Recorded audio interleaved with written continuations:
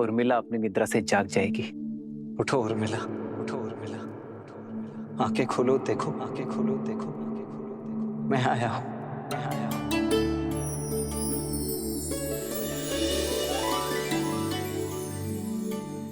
आर्य, आप, हे महादेव, आपके वनवास के प्रस्थान का समय हो गया। आपके प्रस्थान हेतु सहायता करने के बजाय अपनी निद्रा पूरी कर रही थी। क्षमा कीजिए आर्य। कैसी क्षमा उर्मिला? अब किसी को कहीं नहीं जाना है। पर पिताश्री का वचन और राम भैया का प्रण पूरा हुआ उर्मिला। भैया का भी और तुम्हारा भी। अब एक प्रण मेरा है। जहां भी रहूंगा सदा तुम्हारे साथ रहूंगा। तुम्हारे प्रेम के सबल ने मुझे बहुत बल दिया है उर्मिला। इसके लिए बहुत बहुत धन्यवाद। कोटि कोटि धन्यवाद। क्या आप सच में 14 वर्ष तक अपलक जिए बिना निद्रा के निकाल लिए? तुमने भी तो यहाँ 14 वर्षों तक बिना भोजन के बिताए हैं उर्मिला। तुम्हारी निद्रा ने मेरी थकान को हर लिया और मेरे भोजन ने तुम्हारे शरीर को पोषण दिया। दाम्पत्य जीवन का ये आदर्श, यही तो भैया ने हमारे माध्यम से संपूर्ण संसार को दिया है कि पति पत्नी दोनों एक दूसरे के पूरक होते हैं। जीवन के भी, प्राणों के भी और समर्पण के भी। और तुम्हारे समर्पण का तो कोई मूल्य ही नहीं है उर्मिला।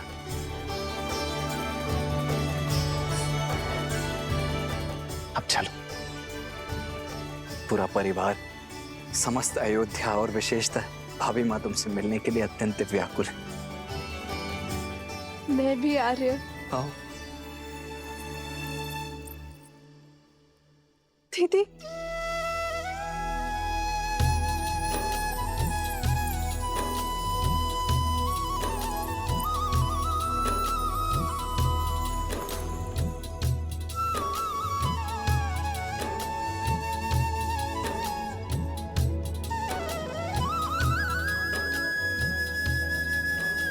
बालपन से लेकर आज तक मेरे हर निर्णय, हर कार्य में साथ दिया है तुमने। और आप मेरे और मेरे पति के लिए, इस रघुवंश के लिए लक्ष्मण भैया को हमारे साथ भेज एकांत का दंश भी झेल लिया तुमने।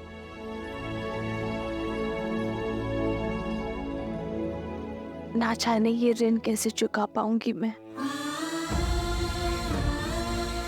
और अब तुम मुझसे छोटी नहीं रही उर्मिला। तुम इस संसार के सबसे बड़ी सतियों में से एक हो। मैं वो चंद्रमा हूं जो अपने दीदी के प्रकाश से तेज पाता है। मैं आपसे कभी बड़ी हो ही नहीं सकती दीदी। और रही बात बहनों के बीच, ऋण की बेड़ी नहीं, आलिंगन का बंधन होता है।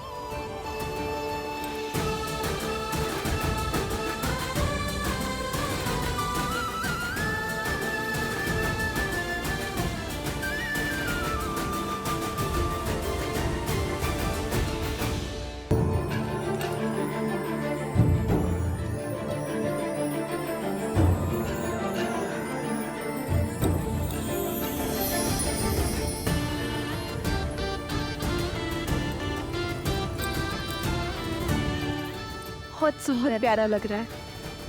ये कैसा है दीदी? अरे तुम सब यूं ही अब तक बातें कर रही हो। ऋषि मुद्गल के स्वागत की तैयारियां करनी है, वो आते ही होंगे। जी माता, वर्षों बाद बहनों से मिली तो कुछ स्मरण नहीं आया। मैं समझ सकती। जो पीड़ा तुम सबने भोगी है वो मेरे कारण ही तो है। नहीं माता, जितना कष्ट हमने सहा उससे कहीं अधिक आपने सहा, और शारीरिक कष्ट से कहीं अधिक मानसिक कष्ट होता है माता।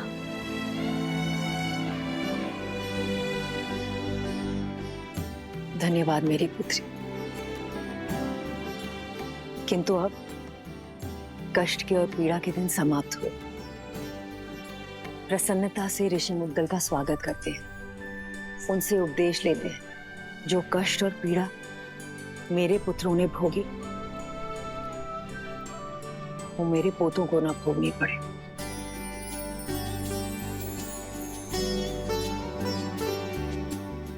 और अब तो केवल इसी समाचार की प्रतीक्षा है कि कब मुझे ये बताया जाए कि मैं मां से दादी बनने वाली।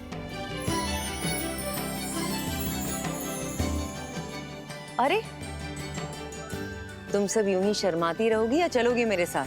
शीघ्र चलो और गुरुजी का आशीर्वाद लो। जी। अयोध्या और श्री राम के जीवन से दुख का हर मेघ छट गया। अब सब शुभ ही होगा। इतनी शीघ्र भूल गए पुत्र? धूप छांव दिन रात की भांति ही अच्छाई और बुराई भी सदा साथ ही रहते हैं।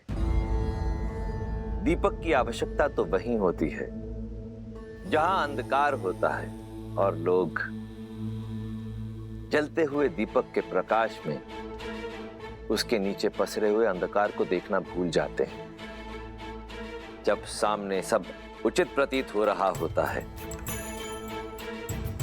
तभी पीछे से बुराई अपने पंख फैला रही होती है।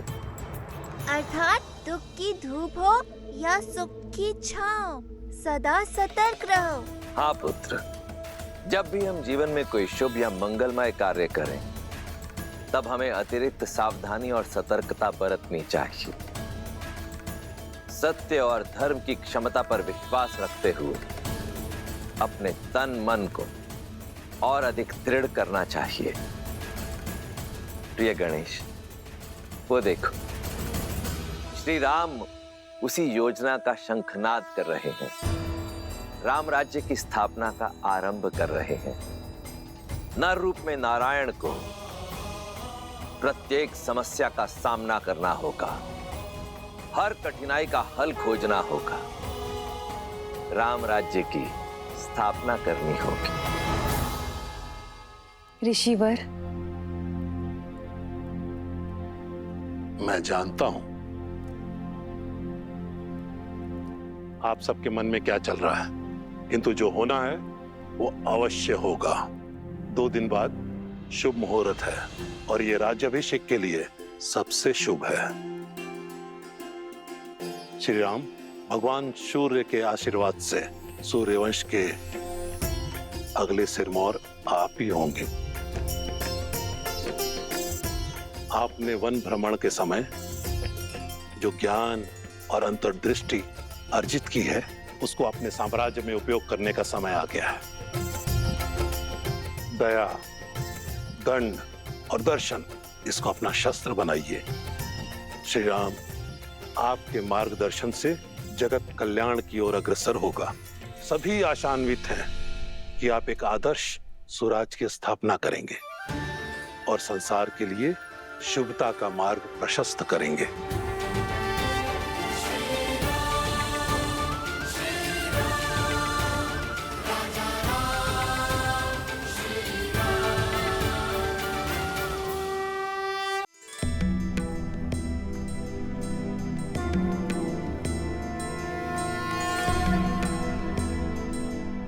ऋषिवर, एक प्रश्न है जो बार बार मन को कचोटता है। क्या उसका उत्तर मिल पाएगा? पूछिए राजमाता। ऋषिवर, एक संतान माता या पिता का पाप या पुण्य भोगती है, तो मुझसे ऐसा कौन सा पाप हो गया कि मेरे पुत्र और पुत्रवधू को वन की पीड़ाएं भोगनी पड़ी? माता, जिनके कर्म और जीवन चक्र अंतिम पड़ाव पर होते हैं, अर्थात जो अपना अंतिम जीवन जी रहे होते हैं उन्हें अकारण भी कष्टों का भागी बनना पड़ता है और जीवन की यह अंतिम परीक्षा देनी पड़ती है। अर्थात मेरे पुत्रों के पुत्रों को भी ये असहनीय कष्ट भोगने पड़ेंगे। माते, संसार के हर प्राणी का भाग्य सूर्य देव की पुत्री माता छठी के हाथों लिखा जाता है। इसलिए नवजात शिशु की कुंडली 6 दिवस के बाद बनाई जाती है। आप तो साक्षात सूर्य देव के वंशज हैं, सूर्यवंशी हैं। यदि आपकी पुत्र वधुएं आपके पूर्वज सूर्य और उनकी पुत्री छठी माता की आराधना करें तो भविष्य में उनकी होने वाली संतानों के भाग्य में सुख और समृद्धि आना अटल है। छठी माता की कृपा से शीघ्र ही इस राजमहल में पालना भी बंधेगा और किलकारियां भी गूंजेंगी।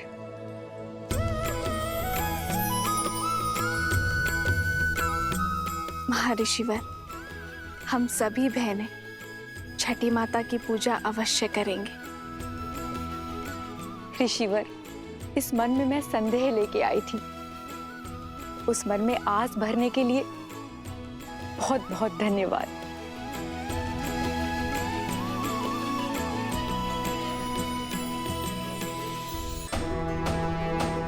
सुनो सुनो सुनो, 2 दिन के बाद हमारे श्री राम का राज्याभिषेक शुभ घड़ी में होने वाला है। सारी प्रजा को निमंत्रण है कि इस पावन अवसर पर उपस्थित रहें। सुनो सुनो सुनो। पूरा नगर पलके बिछाए आपका इंतजार कर रहा है। सभी के मुख पर आपका ही नाम, आप ही के द्वारा स्थापित होने वाले सुराज्य की बात है। और महर्षि मुग्दल ने भी तो यही कहा कि इस समस्त राष्ट्र में सुराज्य आप ही स्थापित करेंगे। किंतु ये सुराज्य है क्या? माना कि वानर हूं, लेकिन किष्किंधा का राजा भी तो हूं। कल उठ के ये सारा भार अंगद को ही तो संभालना है मेरे बाद। जानना चाहता कि सुराज्य है क्या? अर्थ बताइए प्रभु। हाँ प्रभु, अर्थ बताइए।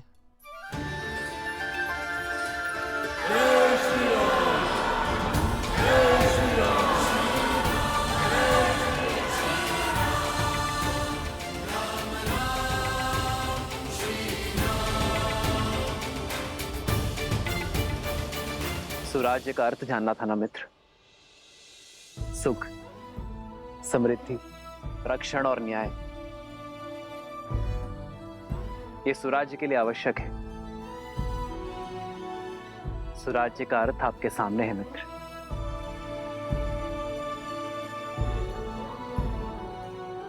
प्रजा के मुख पर जब खुशी हो, क्या वही स्वराज्य कहलाता है? जब राजा को देख प्रजा के मुख पर प्रसन्नता हो, वो सामान्य राज्य है। प्रजा के चेहरे पर जो स्मित है, वो एक सुखद बदलाव और समृद्ध भविष्य की अपेक्षा है। प्रजा को आशा होती है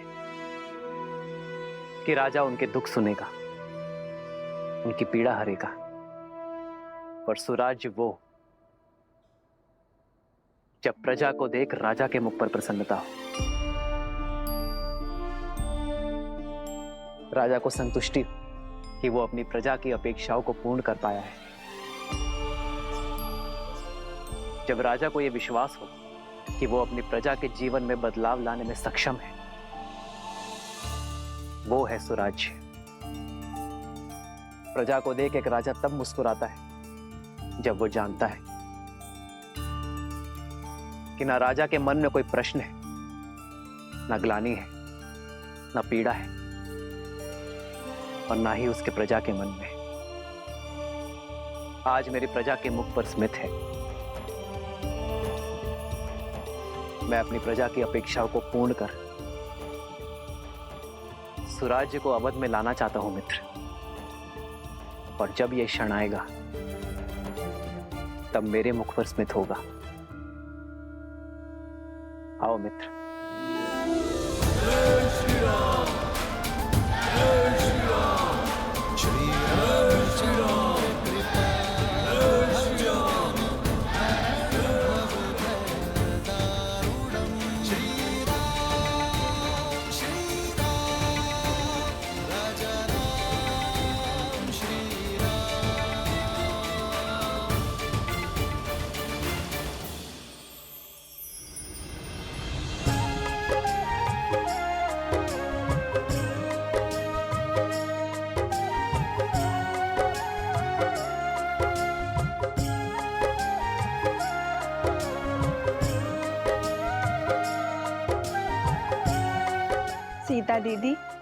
हमारे पग को कष्ट ना हो, इसलिए ये सारा प्रयास हनुमान जी हमारे लिए कर रहे हैं। किंतु हमें ये सब भा नहीं रहा। हनुमान केवल हमारे लिए नहीं कर रहा है श्रुतकीर्ति, हमारे पीछे हमारी प्रजा की स्त्रियां भी हैं। उन्हें कष्ट ना हो, ये उसका उद्देश्य है।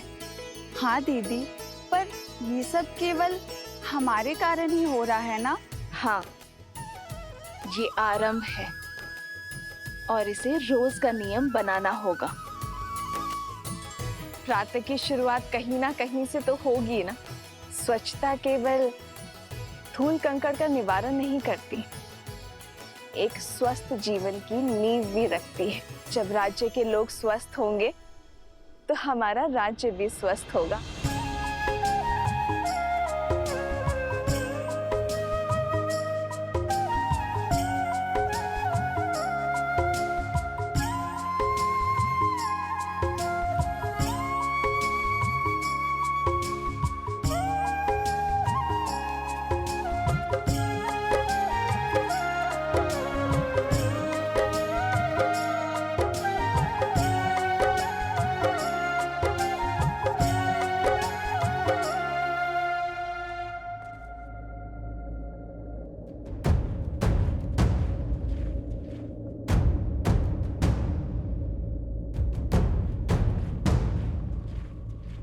जिस दिन का स्वप्न मैं वर्षों से देख रहा था, वो दिन भव्य और गरिमापूर्ण होगा। इसमें कोई बाधा नहीं आएगी। मित्र, आपके राज्य अभिषेक की पावन घड़ी, उसमें सेना का नियोजन, क्या आपकी प्रजा के मन में भय का निर्माण नहीं होगा कि होने वाले राजा अपने राज्य अभिषेक से पहले सुरक्षा का प्रबंध कर रहे हैं कि कुछ अघटित ना हो? प्रजा और राज्य का रक्षण एक राजा का प्रथम कर्तव्य होता है मित्र। राज्य की सुरक्षा केवल आक्रमण के बाद ही नहीं, उसके पूर्व से करनी होती है। राज्य की सेना एक अन्यायी शासक के राज्य में प्रजा के मन में भय उत्पन्न करती है, तो वही राज्य की सेना एक न्यायपूर्वक शासक के राज्य में प्रजा को धैर्य, आत्मविश्वास और सुख की निद्रा देती है। सुराज्य के लिए राज्य और प्रजा की रक्षा हेतु सतर्क रहना अति आवश्यक है मित्र। जब प्रजा के मन में रक्षण का भय ना हो, तो प्रत्येक व्यक्ति अपने कार्य का निर्वहन अधिक कार्यक्षमता के साथ करेगा। इससे राज्य सुख और समृद्धि के मार्ग पर चलेगा मित्र।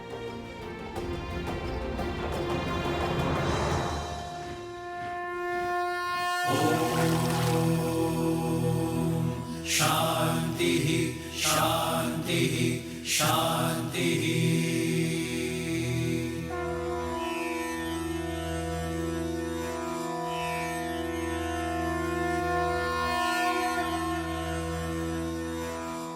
हे सूर्यदेव, रघुवंश की कुल वधु की आराधना और आभार स्वीकार करें। हे छठी मैया, ये समस्त राज्य हमारी संतान है, इनका भविष्य सुखमय और समृद्ध बनाइए। अपने तेज से हम सबके जीवन में सुख और समृद्धि का प्रकाश फैलाइए।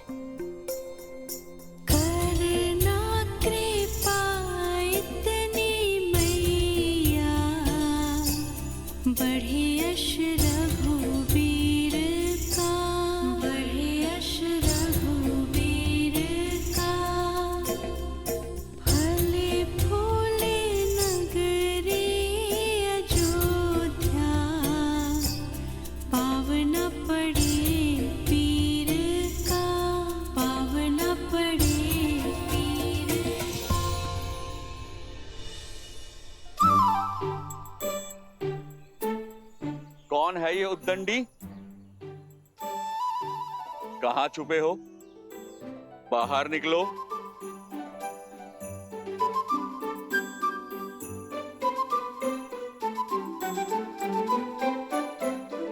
क्षमा कीजिए प्रभु। किस बात की क्षमा? वो हमारी गेंद आपको क्षति पहुंचाएगी। इसका दंड तो अवश्य मिलेगा, किंतु दंड से पहले एक बात जानना आवश्यक है कि किसी भी क्रीड़ा में ये विशेष ध्यान रखा जाए कि किसी को हानि ना हो, किसी को क्षति ना पहुंचे। जी प्रभु, हम दंड के लिए तैयार हैं। पहले वचन दो कि इस बात का ध्यान रखोगे। हम वचन देते हैं, अवश्य ध्यान रखेंगे। तो अब दंड के लिए सज्ज हो जाओ। अपना हाथ आगे करो।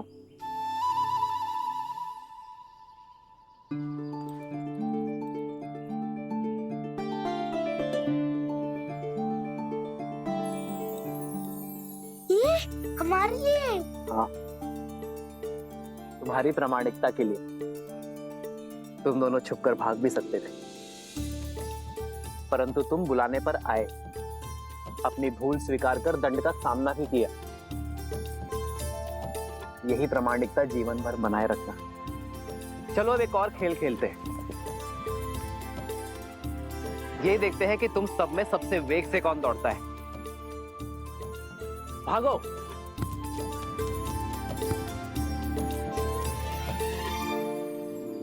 मित्र, राजा का धर्म तो सेवा है। आपने जो इनको ये धन दिया, ये ना लगे कि आप अपने धन का प्रदर्शन कर रहे हैं। जब राजा अपने स्वर्ण और रत्न का प्रदर्शन करता है, तब प्रजा का राज्य के प्रति शक्ति और सामर्थ्य बढ़ता है मित्र। एक राजा के लिए रत्न प्रदर्शन जितना आवश्यक है, उतना ही घातक धन का मोह है। जब राजा अपनी संपत्ति को लेकर निर्मोही होगा, तभी वो राज्य को सुराज्य की ओर ले जा पाएगा।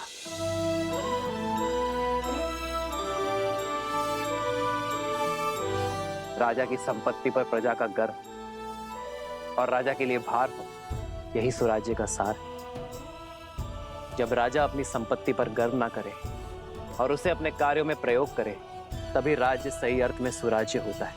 अति सुंदर। आपके विचारों ने हमारे विवेक को झंझोड़ दिया है। आपके ही मार्गदर्शन से अब से किष्किंधा में भी सुराज्य होगा, राम राज्य का परचम लहराएगा। जय श्री राम।